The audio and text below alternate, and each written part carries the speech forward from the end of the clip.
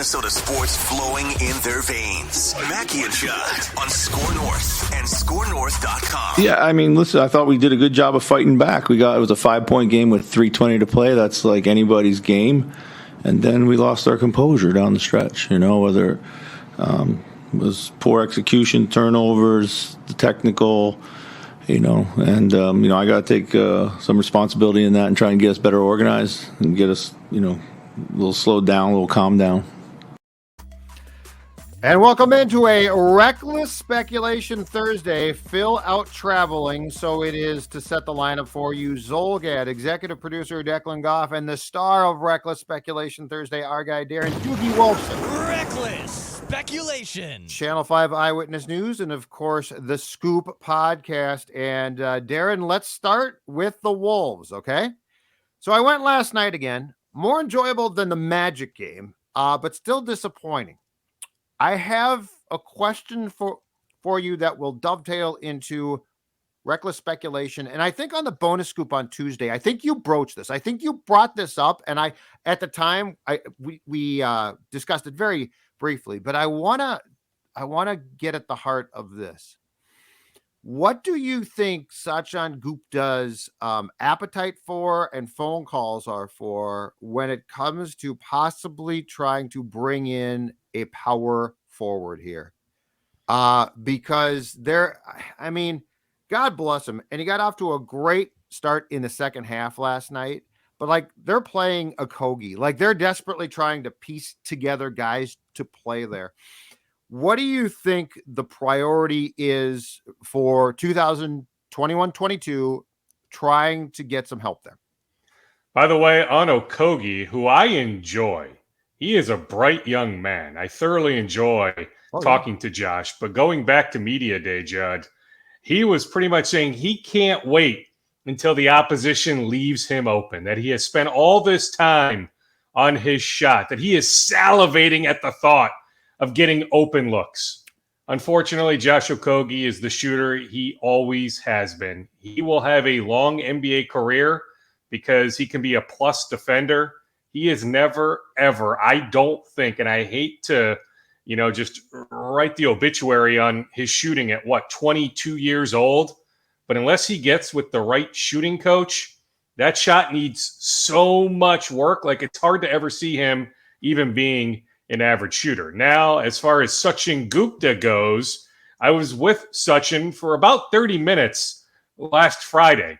We talked on camera for a bit. That's on the last Scoop podcast, episode 370. We also talked off camera. He said he certainly has reached out to a number of teams, including teams where he just doesn't have a great relationship with. We know him and Daryl Morey have a really good relationship from their time together in Houston.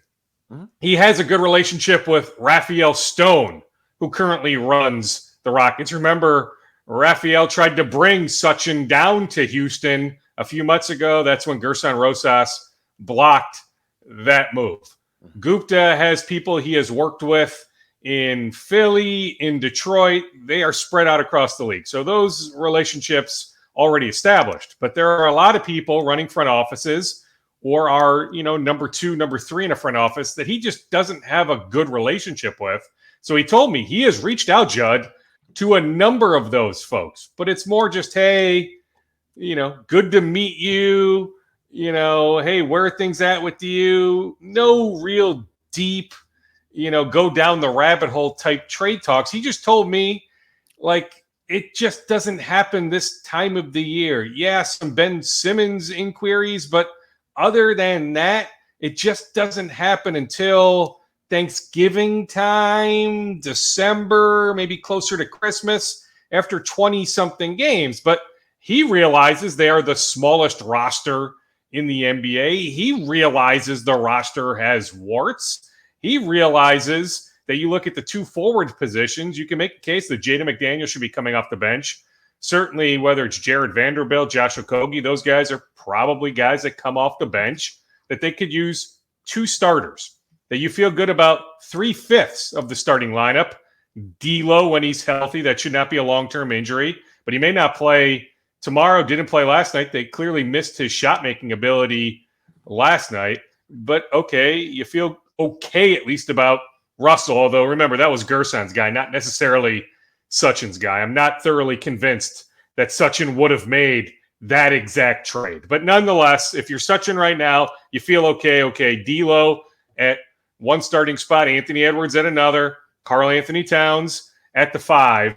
But you realize you need 2 capable starting forwards if you are to really make any sort of, jump up this year, which is the expectation externally and internally. And I still, Judd, even after last night, that was the old Wolves, right? That you see a team score 40-something points in a quarter. Also Orlando in the fourth quarter on Monday. Like, there are teams, bad defensive teams, that might only give up like 5, 6, 7 40-point quarters in an entire season. Now in back-to-back games, the Wolves, by the way, entering last night, the number 3 total defense, but they gave up a 40-point quarter on Monday. They gave up a 40-point quarter last night. This is the old Wolves, right? That's the old Wolves defense.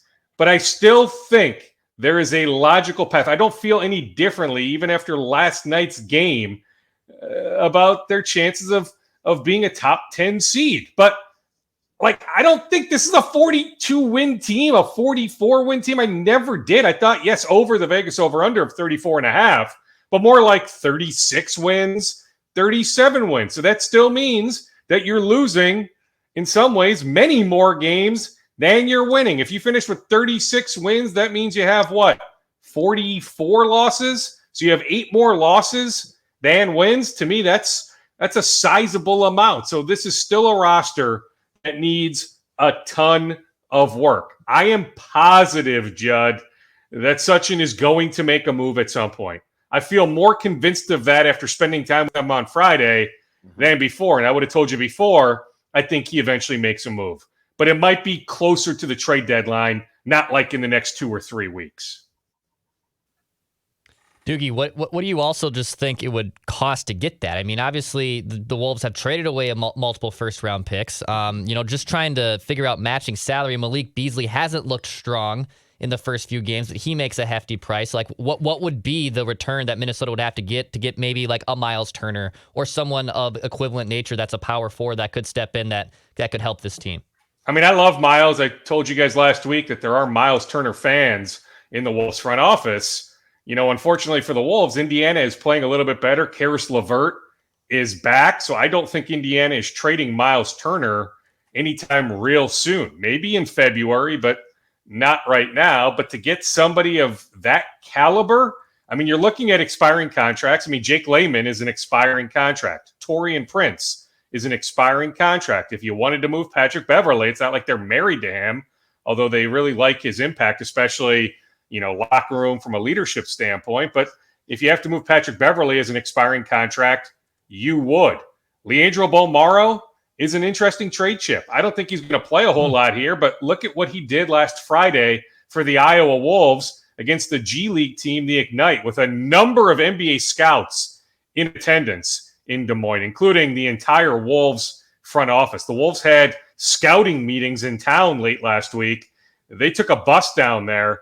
There were like 14, 15 people from the Wolves front office, including Gupta, that were in Des Moines on Friday night, last Friday, to watch the Iowa Wolves against the G League and Ignite. The Ignite have a number of 2022 first-round draft picks on their roster. So there were a number of NBA scouts in the building. The best player on the floor last Friday was Leandro Bolmaro. So if you wanted to use Bolmaro as, a sweetener, certainly Jaden McDaniels has value across the league. So to get somebody of Turner's ilk, it's expiring contracts, and it's likely a combination or both McDaniels, Bolmaro, possibly a future first-round pick. Dukes, does Malik Beasley fit on this team? And I know he can shoot, and when he gets hot, it's great. But it seems to me that coming off the bench, he's intent on jacking up his shots. Last night, he made a bunch against the Magic. He did not. But does he ultimately fit what Chris Finch wants to do, or is he a logical guy to be traded? He strikes me as a guy who could be very successful on a team that is not so great, but can start him. I don't know if bringing him off the bench is an ideal fit for his personality, I guess is the best way to put it. And it's a reasonable contract. I mean, he's making the same amount of money as Doug McDermott in San Antonio. Dougie You've Buckets? got that team option for a few Dougie years Buckets, from now. baby. Dougie Buckets. I love that nickname. Yeah. In fact, I think his dad or somebody from his dad's staff was up here the other day doing some recruiting, still doing a good job there at Creighton. But yeah, I mean, it's a reasonable contract. He's got his limitations, especially on the defensive end. But yeah, can he help the Wolves? Can he help some other team? He certainly can. I think he benefits from playing with Patrick Beverley. So, it's the trickle-down effect of no Russell last night. Beverley moves into the starting lineup. So then the rotations are, staggered from that standpoint. So, I think the more minutes he can play with Beverley, somebody that will look to get him open looks more so than others, I think that is a plus for Malik. But yeah, I think there's certainly a role for Malik, but I also think he's pressing at times too, feeling like, okay, I'm coming off the bench.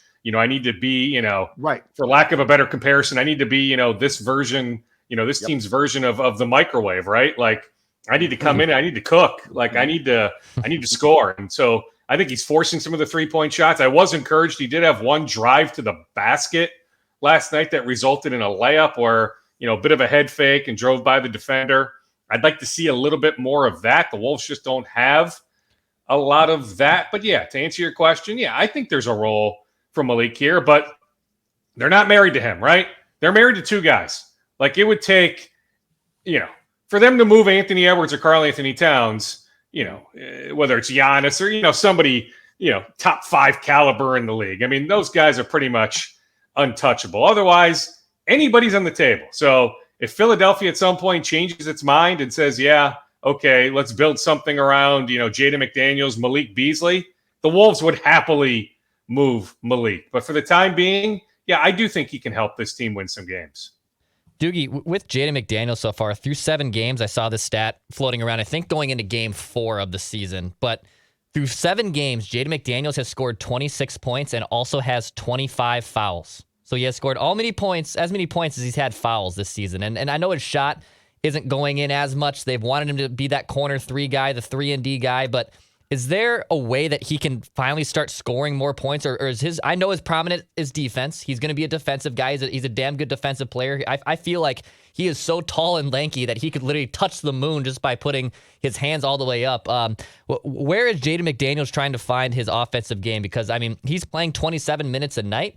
But for a guy that's shooting basically 22% from 3 and well under 40% from the field overall, I mean, I got to imagine eventually he's going to have to start finding more of his game offensively to balance out his great defense that he brings. Well, then they need to run some plays for him, Declan. I mean, so often he's just standing in the corner waiting for the ball to take that corner 3, which is the best shot on the court. But we saw it in Summer League. He is capable of putting the ball on the floor. So I think that's on Finch and Mike Inori and some others to run some plays for him. But he's low down that totem pole, right? Like you're not going to run a whole lot of action for him. But I wouldn't mind seeing what he could do with that opportunity. The defense doesn't bother me. I mean, oftentimes he's guarding whether, it's Brandon Ingram, the other team's best wing player so often. The fouls don't bug me. But I get where you're coming from, that I do think there's more there in terms of what he can do on the offensive end. And so it's on Finch to unlock that. 2 of 3 last night. He played 28, 45 and 2 of 3 in the entire game. And the problem, I think, Dukes, last night was this. So to your point, D'Lo is out, didn't play. And because of that, the Clippers felt perfectly comfortable and were probably justified.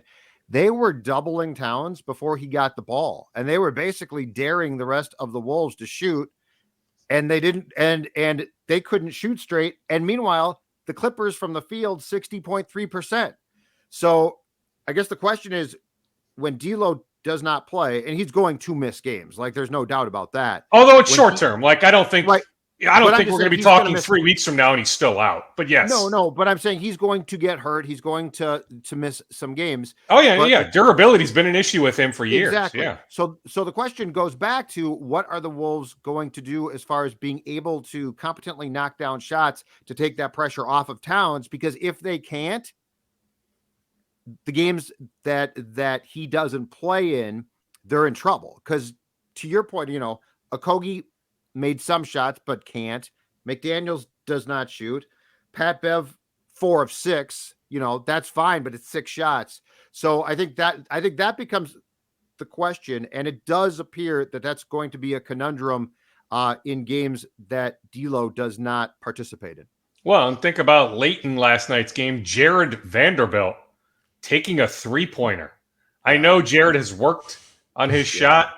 And heck, they had a chance in the fourth quarter last night, in large part because of his tenacity, his energy, his compete level. But Jared Vanderbilt should never, ever shoot a 3-pointer. Not at this point. Maybe in a couple of years, but not right now. But LA baited the Wolves, Jared, into that shot. It's on Malik. Shot 2, Dukes. Yeah, it's on Malik. I'd like to see Jalen Noel play more. So that's something I would look at. I'm open to giving Bull Morrow a chance. Not that, he's going to be this elite, outside shooter. Right. But I'm open to those ideas. But yeah, I think it circles back to our Malik discussion that Malik has to give them more. And also on the defense last night, they've been really good defensively, but there were some rotation issues last night. I mean, even on, it's a 5-point game, 2:50 to go. Nick Batum makes that 3. If you noticed, now KAT got out there and got his hand up, got his arm up, but it was a late rotation. They were really late on a lot of rotations last night. It looked to me like there were some defensive breakdowns. So it'll be an interesting chess match as they get back in the practice court this afternoon. What adjustments are made heading into tomorrow night's game against the Clippers? Yeah, and I think off of that point, Doogie, I think what happened was, so that the defense looked really pretty solid for 3-4 games. It looked good. And I think teams got film of what the Wolves were doing and adjusted themselves. And so now the question is, what can Finch and his staff do to adjust to that? Because what made them good in the first few games defensively, I think, has been basically deducted. And so now they're going to have to adjust to what teams have done. But again, 60.3% from the field, and Paul George and Reggie Jackson were phenomenal. 32 points for George last night, 29 for Jackson. So yeah, it's going to be a work in progress. You're right in saying this. I think this team is more compelling to watch. It's more fun. It's not the typical, oh man, they're just crap team, which unfortunately Wolves fans go back to very quickly in this town when they do lose games. But the thing now is it's going to be a transitional period, and they definitely do need help. They need to, if they want to compete for what you're talking about, they probably need to make at least one fairly significant trade. Yes, but they do have those expiring contracts as intriguing trade pieces. That's why I'm pretty convinced Sutton is going to do something eventually. I just don't think it's going to be immediately because, the old saying, it takes 2 to tango. I think he'd love to do something real soon, right, but the opportunity it's not going to present itself. But eventually, will it? Yeah, I'm pretty convinced it will. The other thing Judd last night was a reminder of, we shouldn't be fixating on that Clippers 1-3 start. They'll get back Serge Ibaka soon. They'll get back Marcus Morris soon. Maybe Kawhi in March, late March, early April. But regardless, the Clippers are a playoff team. For a little bit, I was wondering, okay, as we try to come up with 10 teams in the Western Conference, where do the Clippers fit in? Can the Wolves maybe be above the Clippers? Right. Probably not. Ty Lue is a really good coach, too. Yep. The one good thing last night, Ant driving to the basket. Mm-hmm. So in fact, Finch talked about this post game. In the Magic game, it was obvious, he was shooting from the outside, and it's Ant, come on, man. Last night, he was, I want to say in the first half, the stat I heard was he was 6 for 6 driving to the basket. Now his shooting from the field last night, 3 of 10 on threes and 11 of 21 from the field. But what we saw last night has to be the blueprint. I don't mind if he shoots from the outside, but if he's going to be as effective as he could possibly be, he has to go to the basket. And when he does, I feel it changes things dramatically. Yeah, and I think 10 3-pointers is probably a little too aggressive. That's just a bit too much. Then of the 11 2-point shots he took, I think a couple were long 2-point shots. Okay, let's eliminate those long 2-point shots. But yeah, you feel pretty confident about him, whether, he finishes at the rim or gets fouled. Yeah, he's going to miss on occasion near the rim. But yeah, like, especially when it's Nick Batum on him. I mean, with his eyes closed, he can get to the basket on Nick Batum. So when the matchup presents itself, I'm with you. That was the recipe, for Ant last night that I want to see more often than not moving forward. Doogie, there was some crazy reckless speculation this morning. Reckless speculation. Because Karl-Anthony Towns apparently liked a tweet from a report from a fan who said, you need to hashtag free KAT. And KAT liked the tweet. NBA Central, a great Twitter aggregator, picked it up. Oh, what does it all mean? The classic Stephon Diggs. Why is he tweeting this? But then KAT 8 minutes ago, and as we're recording this at 9:57 on a Thursday, just tweeted out, just changed my password, and we're solid on here now. So I think that goes to say that maybe he didn't like that tweet, and he had to also put out the other tweet saying that I changed my password. Oh, the old I got hacked. I got hacked. They called him. They called him. Finch is like, what are you doing? But regardless, in the pie chart of it, was did he actually like it? Was he hacked? Oh my God. What is the amount of shots that Karl-Anthony Towns needs to take? He had like 14 the other night, which was obviously far too low. Malik Beasley was taking the same amount of shots. Do you feel like KAT also, they need to put the ball needs to be in KAT's hands more for this team to win more games? Or is it just kind of difficult to do when you basically have Anthony Edwards taking shots, KAT taking shots, D'Lo taking shots? It's kind of hard to just assume that KAT can still get up to 20 to 25 shots every night. I'd like to see him more around the perimeter, top of the key. I mean, down low, Judd, you mentioned it. I mean, the Clippers were swarming him. Remember, he lost all that weight too. So, he's not a 260, 265 anymore, to absorb a lot of that beating. Zubac, that's a big boy on the Clippers. So, he's going to get beat up again tomorrow night. So I wouldn't mind KAT initiating things more top of the key. And if the shot presents itself, I'm fine with him taking any shot, frankly. He's transformational in that regard, being the size he is at 7 feet with the shot that he has. But I certainly don't want him forcing it. And I don't want him forcing it when, heck, there were times last night where there were 3 Clippers swarming him, so I don't want him forcing shots in terms of him liking the tweet free KAT. Heck, I took some heat. Was it like 18 months ago, 2 years ago, on this segment where I said, hey, a high-ranking NBA official, told me it's, pretty much when, not if, KAT is gone. It's not like he's ever gone to them and said, hey, thought about it and even communicated such a thing to some people, especially maybe some people that used to work for the Wolves, that he's at least wondered aloud about what the future could hold, whether, here it being bleak or maybe it being better elsewhere. Yeah, I think it's come up, but make no mistake about this. He is not close to asking out. He wants to win here. He does feel forever indebted to the Saunders family, which still has an ownership stake in the franchise, that Flip took a chance on him, the late Flip Saunders, that he wants to make it work here. And he's heard all the heat. One All-NBA appearance in 6 years. This is year 7, only one playoff appearance. And he's heard the chatter. You made the playoffs because of Jimmy Butler. So he wants to erase at least some of that narrative and lead this franchise, not the New York Knicks or the Boston Celtics or the Phoenix Suns or you name. The Dallas Mavericks would have trade interest. A number of teams would have trade interest if it ever got to that point.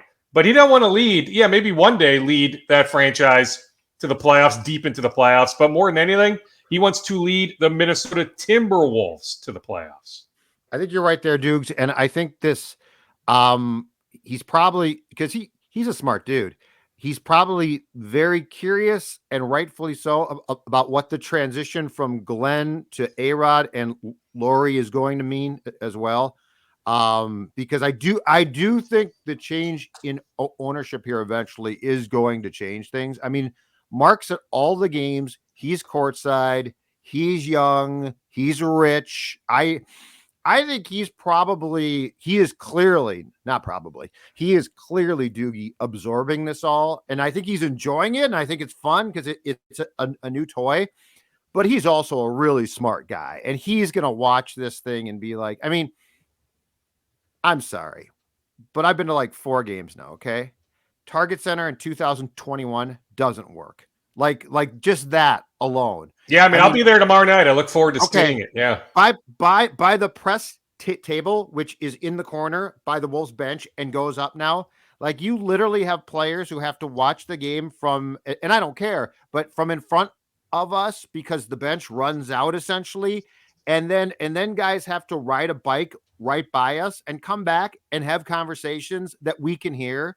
Like, it's all of those things. And I know the fans will be like, who cares, Judd? Are you inconvenienced, Judd? You're stupid. But here's the difference now. Laurie knows, and Cuban is the guy I think who started this. Players look at that and they're like, are you serious? I got to ride a bike right by the press? Like, come on. I need to have this. I need to have that. So if KAT's smart, I think he is probably saying, within the next, Dukes, 2 to 5 years, it'll be a transition, but things will start to change drastically again. And that's where I think we'll cross from same old Wolves to this feels different, very much like what the Vikings went through eventually from McCombs to the Wilfs. Like, Red ran that thing on the cheap. The Mike Tice stories he can tell you. I've talked to Mike so many times. I mean, trying to get a new air conditioning system installed in the locker room. It was going to be like $200,000. And Red said, nope. Yep, having to hire an offensive coordinator for $250,000 a year. Steve Loney had to coach the offensive line too. They once had a defensive back make a play during practice and fly into the woods, and he tripped on like a tree trunk thing. So but that's where the Wolves are going to change. That's where I think we're going to see a team that becomes far more professional and less ma and pa throwback. Yes. And does anybody really think, I mean, yes, and all the stuff you described about, players, the exercise bike, and, our media seats being so close, being able to hear all those conversations. But it goes way, way deeper than that. Does anybody really think that Mark Laurie and Alex Rodriguez aren't going to pursue a new arena I don't have the exact definitive time frame, but yeah, somewhere in that 2 to 5 year window. I don't think we're going to be sitting here 5 years from now, November of 2026, wondering if Mark Laurie and Alex Rodriguez won a new arena. I'm pretty sure we'll know by November of 2026. Target Center is a bottom 5 arena. Talk to a number of people in the league. Brian Windhorst has been on the record suggesting that. He's been to every setup, but it's others that I know well. They will tell you it's not a crap arena, but compared to the other ones, it's bottom. It's like bottom of the barrel. So Mark and Alex aren't idiots. Of course, they are going to pursue a new arena. But for the time being, Judd, let's not forget, Glenn Taylor is still in charge. That's why I think Sachin Gupta has a realistic chance to maintain the position of final decision maker, that it's just hard for me to see Glenn wanting to spend a ridiculous amount of money. Now, I do think Mark Laurie had interest in Masai Ujiri before, he signed that new deal up in Toronto. So that dynamic to me will be fascinating to unearth, more so behind the scenes, but how much influence Mark can have with Glenn. But ultimately, it'll be Glenn, not Mark, cutting those checks. So I don't think they want to spend millions upon millions of dollars, for example, to bring a president of operations in. So you could just give Sachin Gupta a new deal and save some money that way. PJ Fleck, I think, not shocking, but the timing was a little bit surprising. They announced yesterday that he gets another 7-year contract extension. If that sounds familiar, it's because he got a 7-year extension during the 2019 season in which the Gophers won 11 games. Do we think that there was for sure a program that was going to pursue him after 2021, or was this just a preemptive move to stop all talk of him possibly taking a job elsewhere? More immediately, the latter, but the former, maybe eventually. Like as the dominoes start to fall, James Franklin, for example, goes Penn State, hypothetically, Penn State to USC. Then the Penn State job is open. Yeah, I think it was inevitable that PJ's name was going to come up. I'll also add that he's a very shrewd agent, Kevin Harlan's brother, Brian Harlan, that Brian knows how to play the game. Mm-hmm. So Brian certainly can be proactive, hop on the phone. He's got the phone numbers of all these athletic directors. He can make it known that, hey, my client, PJ Fleck, would be interested in you name the job. But now, yeah, we don't have to worry about that. Brian is based in Chicago. He was at the game over the weekend in Evanston. I guess the light bulb should have gone off because, remember, it was November of 2019, 2 years ago. After they beat Penn State, it was soon thereafter Fleck got that initial 7-year extension. So it was November of 2019, now November of 2021. So if my memory had served me right, it would have dawned on me that back in November of 19, things were kind of wrapped up by the time the Gophers got to Evanston. But it should have dawned on me that Brian Harlan there in the Chicago area, later Saturday afternoon game, Mark Coyle on the trip. Okay, did Mark have breakfast with Brian Saturday morning, or did they gather for dinner on Friday night? I should have connected those logical dots that Mark and Brian were going to see each other over the weekend.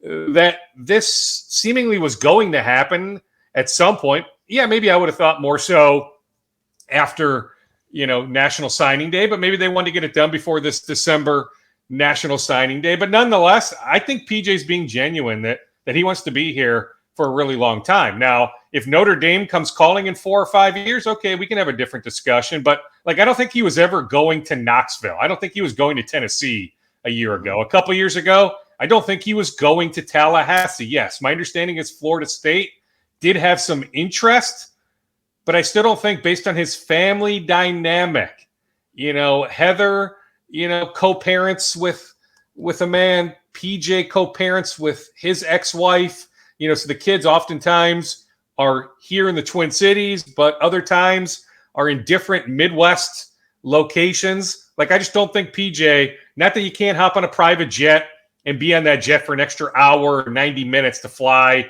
to a further away destination. But I just don't think Tallahassee was his jam. I don't think Knoxville was ever his jam. I think it'd be a job in the Midwest, so with his ties to Michigan, if anything ever happens with Jim Harbaugh, or if Mel Tucker in a couple years leaves East Lansing, okay, maybe that would be a program to keep an eye on. I think more so maybe Notre Dame, if you think his shtick could work in South Bend. But I think we're years away from Brian Kelly walking away. So, yeah, for the foreseeable future, PJ Fleck is going to be here. And I do think he's being genuine when he says he really, really likes it here. He has a lot of the resources he needs. Maybe not every single resource, but in terms of the infrastructure, they have added so many bodies, so many employees on the recruiting front.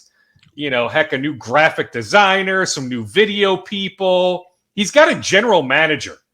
The thought of Jerry Kill 7 years ago having a general manager, I think Jerry would have laughed at that possibility. But PJ Fleck has a general manager. Garrett is a great guy.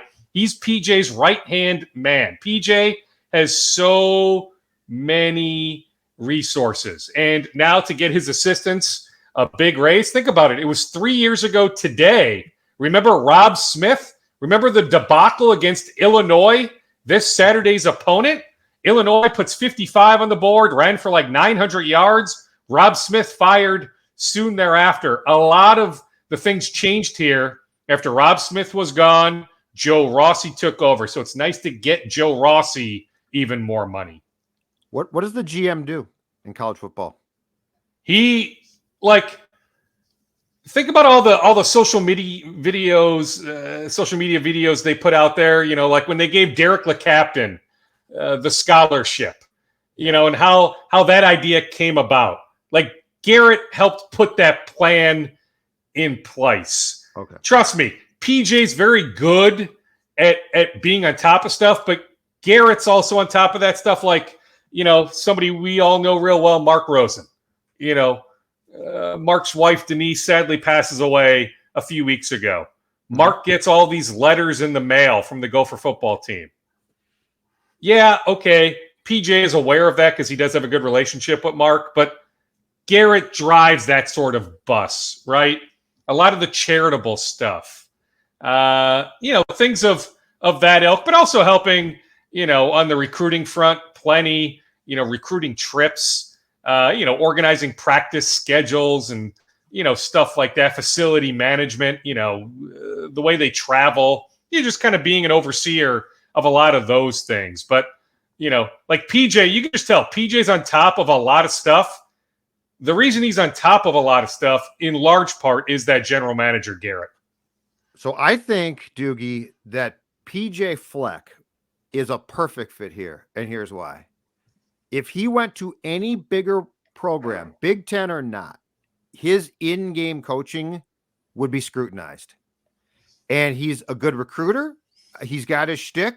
Some hate it. Some absolutely love it.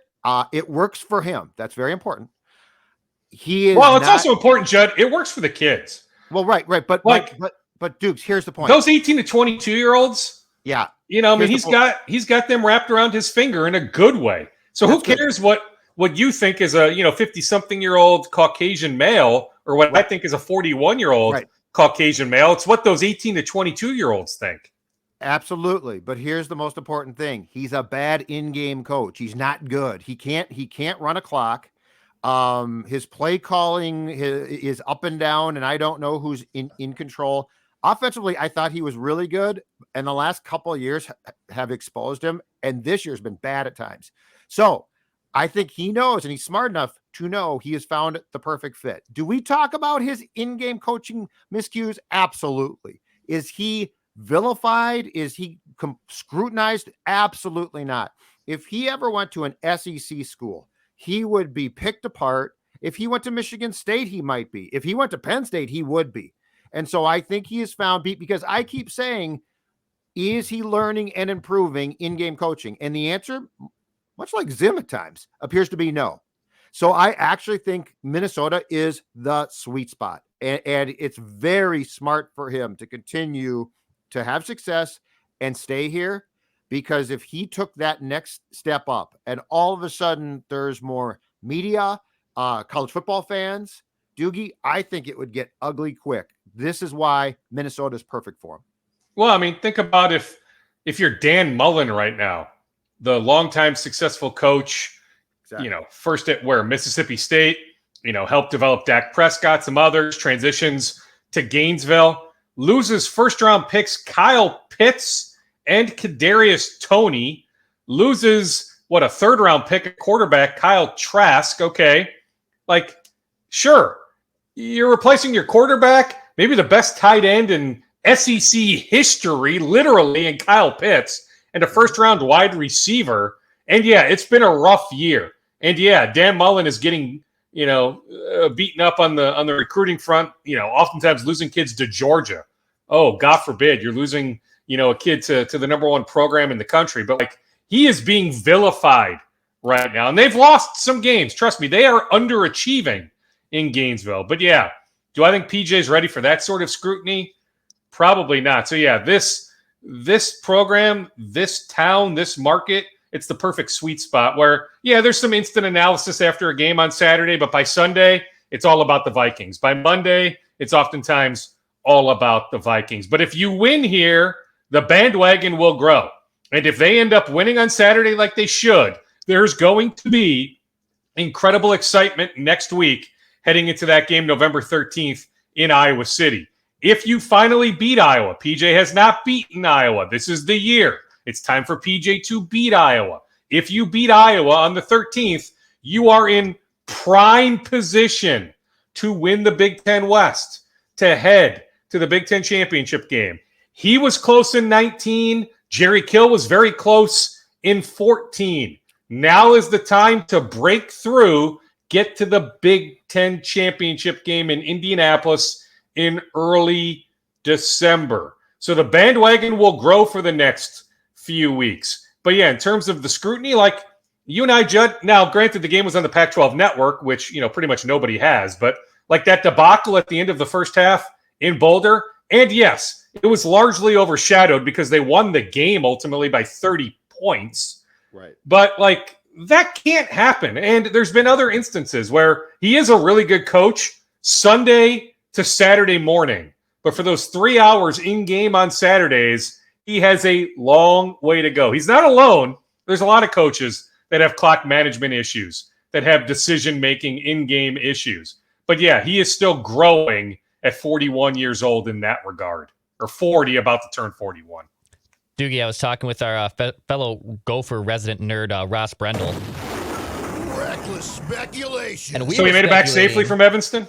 Yes, he did, shockingly. He said he went to a tailgate. Of course, Ross stumbled into, also, by the way, some Gopher, I forget, running back. The running back that had to come in at the end of the game after the third running back went out with another injury. I forget who it was who got one of these last touchdowns for the Gophers. Well, the captain. Yeah, I mean, he was a good running back in Wisconsin. They just put him on scholarship this year. But, yeah, he came here as, I believe, a linebacker. But he was a good running back in high school. But, yeah, that was a really good touchdown run by LeCaptain on Saturday.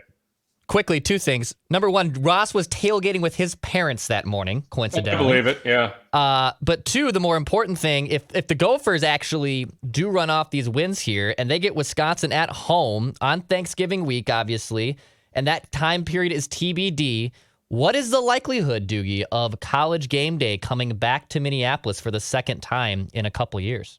Well, what are the other games on the schedule for November 27th? The thing is, there's a bunch of games that Friday, right? Or at least a few games on Friday the 26th. I don't have the list of games in front of me, Declan. Maybe you can pull it up on November 27th. But yes, if it's a winner-take-all, Big Ten West, let's say the Gophers beat Iowa. Let's say Wisconsin. If you look at Wisconsin's schedule, pretty favorable the rest of the way. So if Wisconsin then beats Minnesota on November 27th, they would have that head-to-head tiebreaker. So if they both finish with, say, 2 Big Ten losses, is Wisconsin right now at 2 Big Ten losses, so they'd have to run the table.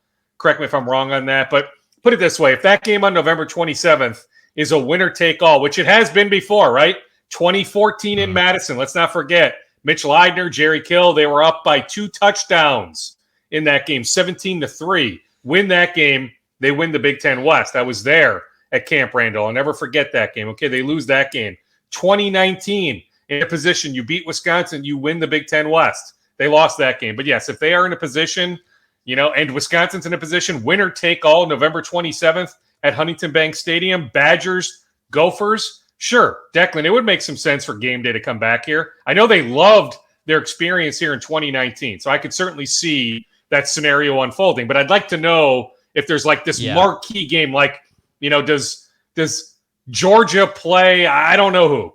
But, is there some like obvious game day game that day? Does Oklahoma play Oklahoma State that day? You got it, Dex? They do.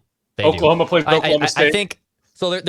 There's no way. Now I'm looking at it. There's no way game day comes here. Ohio State's at Michigan that weekend. Oklahoma's at Oklahoma State that weekend. Bama at Auburn that weekend. There's I think those 4 games in general, even with ramifications, probably draw more of a bigger crowd for game day than Badgers and Gophers. Yeah, I mean, depending on what Michigan State does here, do they play Penn State here pretty quick? But depending on how that shakes out. But if Ohio State, Michigan is for the Big Ten East title, like how would they not be at Michigan, Ohio State, right? If Buckeyes, Wolverines is for the Big Ten East.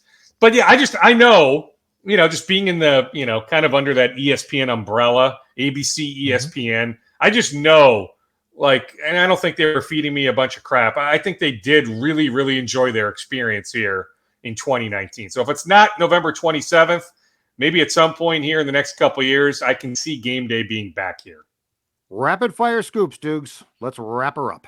Tomorrow, Friday, is the deadline for the Twins and Alexander Colomé to decide on that mutual option for 2022. I texted with a Twins official on Wednesday. This person told me they are still discussing some things. There is some debate about, was last year, this past season, was it more a blip, more a mirage that Colomé is more the reliever we saw, 2015 to 2019, 2020, to 2021 was just this weird pop-up year for Colomé. Like, should we exercise our portion of the option? But then there's enough saying, okay, heck, including one that way back when remembers Rondell White. Remember Rondell White? Oh, yeah. The Twins exercised an option on Rondell White.